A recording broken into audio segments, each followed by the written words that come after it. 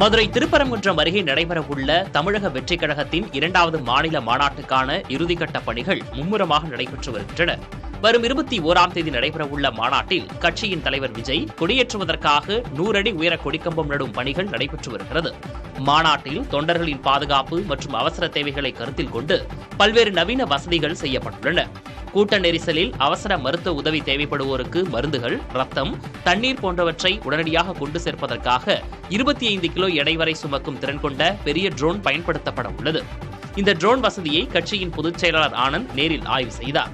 மேலும் மாநாட்டிற்கு வரும் பெண்களுக்காக பிங்க் ரூம் என்ற பிரத்யேக நவீன அறைகள் அமைக்கப்பட்டு வருகின்றன. ஏசி வசதி, கழிப்பறை மற்றும் குழந்தைகளுக்கு பாலூட்டும் வசதிகள் கொண்ட 3 பிரத்யேக அறைகள் தயார்படுத்தப்படுகிறது.